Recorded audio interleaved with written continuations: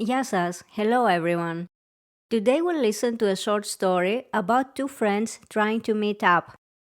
Along the way, we'll come across lots of time-related words, everyday phrases, and even a bit of slang. After the story, we'll take a closer look at some of those words and phrases, get a taste of Greek social culture, explore a few verb forms, and see how to use everything in real life. I'll narrate the setting and transitional scenes naturally for listening practice, and then we'll switch to the usual slide style for the rest of the story.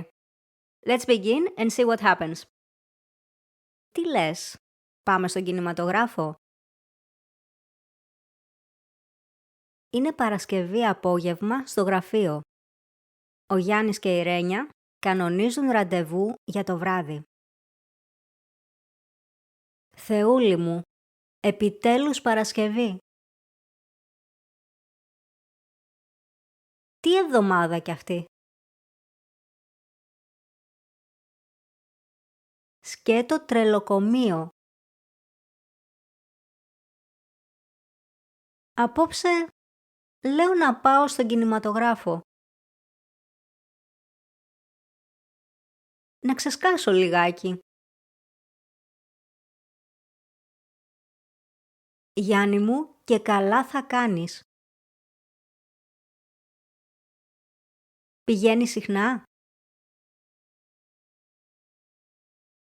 Συνήθως πηγαίνω 2-3 φορές το μήνα. Εσύ? Λατρεύω το κινηματογράφο. Πήγαινα κάθε εβδομάδα. Αλλά τώρα τελευταία δεν έχω χρόνο. Σπάνια. Θέλεις να πάμε σήμερα παρέα? Δεν είναι κακή ιδέα. Μου έχει λείψει πολύ. Τέλεια. Τι ώρα να βρεθούμε? Κατά τις 8 είναι καλά? Στις 8 στην είσοδο του Athens Mall. Έκλεισε. Θα είμαι εκεί στις 8 ακριβώς. Πού σε, Ρένια? Μην αργήσεις. Ποτέ. Θα είμαι στην ώρα μου. Είναι περασμένες 8 και η Ρένια δεν φάνηκε ακόμη. Ο Γιάννης την παίρνει τηλέφωνο. Έλα, Ρένια, πού είσαι? Είμαι ήδη στην είσοδο και σε περιμένω. Γιάννη μου, έπιασε βροχή. Και έχει κίνηση ο δρόμος. Σε πόση ώρα θα είσαι εδώ? Σε 1 τεταρτάκι περίπου. 1 τέταρτο. Καλά. Θα χαζέψω λίγο τις βιτρίνες. Μόλις παρκάρεις, πάρε με τηλέφωνο. Έγινε, Γιάννη μου. Τα λέμε σύντομα. Με συγχωρείς. Την επόμενη μέρα, ο Γιάννης είδε τους φίλους του. Γιάννη, πήγες χθες στο σινεμά? Κανόνισα να πάω με τη Ρένια και το μετάνιωσα. Με έστησε σχεδόν 1 ώρα. Σπάστηκα και τελικά πήγα για ύπνο. Δεν πειράζει, φίλε. Μη χαλιέσαι. την επόμενη φορά. Άντε, γεια μας! That was Yannis and Renia's little movie misadventure. Now let's take a closer look at a few phrases and words we heard in their dialogue. Yannis said, «Λέω να πάω στον κινηματογράφο». «Λέω να» is a super common Greek way to show that we intend to do something. Like saying, I'm thinking of, or I might, in English. For example, «Λέω να πηγαίνω». Αύριο το πρωί, λέω να μαγειρέψω. Απόψε, λέω να δω καμιά ταινία. Λες να με έστησε η Ρένια. Λες να βρέξει. So when you hear λες να in a question, you should immediately think of possibility or speculation. Later, Yannis said, «Πάμε παρέα». The noun παρέα is really important in Greek social life and means company or group of friends. You'll even hear the phrase «τραγούδια της παρέας», referring to songs that Greeks love to sing, dance and enjoy together. The kind everyone knows by heart and sings along to when there is a κέφι. Back to our phrases. Θα βγω με την παρέα μου. And here's a classic Greek κέρασμα moment at the καφενείο, the traditional coffee shop. Σερβιτόρε, βάλε 5 μπύρες στο Γιάννη και την παρέα του και γράψτα σε μένα. The final phrase, γράψτα σε μένα, is the key. The speaker is declaring that they will pay for the beers. A spontaneous act of κέρασμα. Let's move on to the next. Έγινε is the third person simple past of γίνομαι, meaning it happened, it became. But when used as an expression, it means consider it done or got it. A casual way of agreeing or confirming. Ρένια τα λέμε, πάρε τηλέφωνο. Έγινε.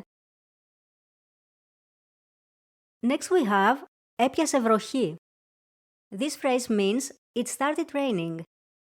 Another way to say it would be άρχισε να βρέχει. But έπιασε βροχή sounds more casual and natural in everyday speech. Στο δρόμο έπιασε βροχή.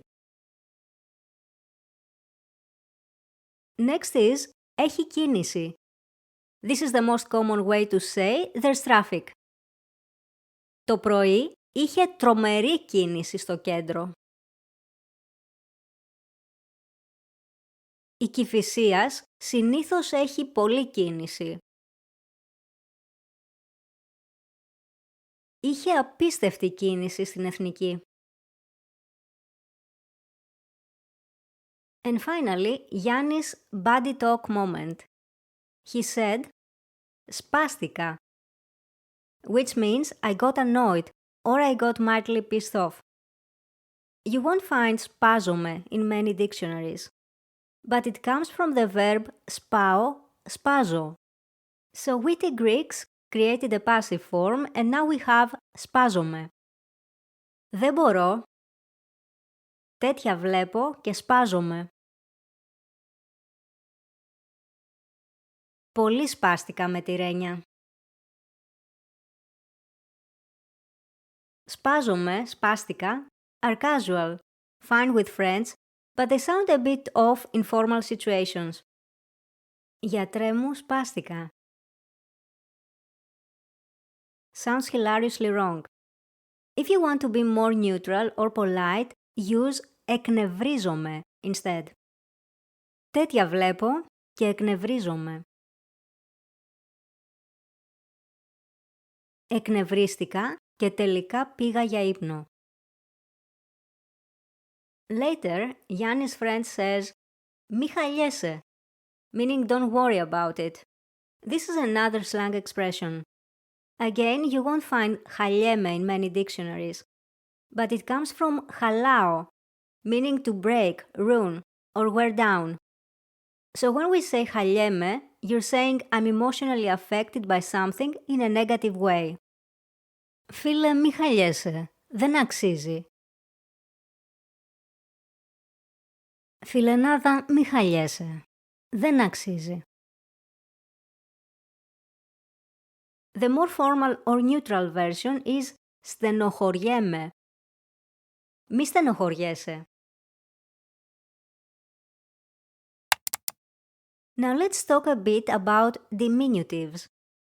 We heard Θεούλη μου, τεταρτάκι and λιγάκι. In Greek, we use diminutives all the time. We use them to refer to something young, small or little, but also to sound friendlier, more affectionate, or just more casual. Sometimes it even softens what we're saying.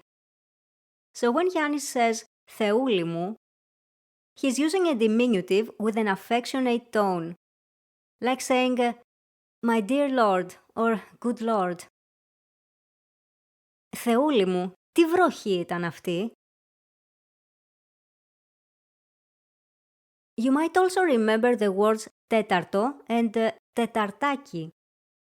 Both words mean a quarter of an hour.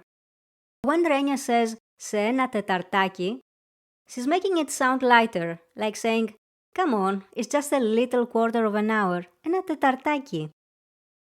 The ending άκι is one of the most common when forming diminutives. Here are a few more examples relevant to today's lesson. Σε μια ωρίτσα έφτασα. Σε 10 λεπτάκια είμαι έτοιμος. Έχει κινησούλα απόψε. Βγήκατε ραντεβουδάκι τελικά?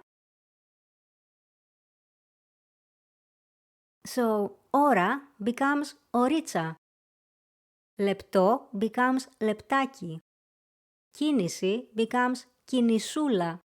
And ραντεβού becomes ραντεβουδάκι. When we say ραντεβού in Greek, it can mean any kind of appointment, romantic, social, or even professional.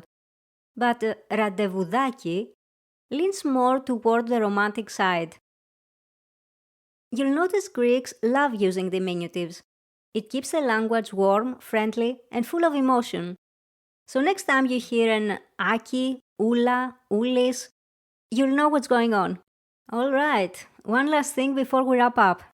Let's spotlight two verbs we saw in the dialogue, βγαίνω and αργώ, and see how they change in the past, present and future.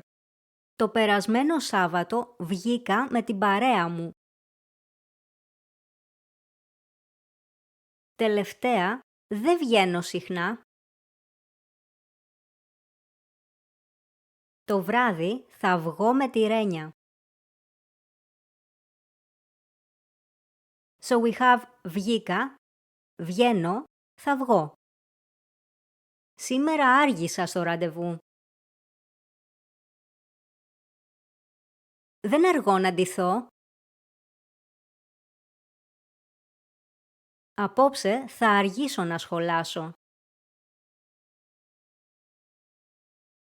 So we have άργησα, αργώ, θα αργήσω. That was it for today's lesson. I hope you enjoyed it as much as I enjoyed creating it for you. If you found this helpful, give it a like, leave a comment, and don't forget to subscribe for more Greek stories and language fun.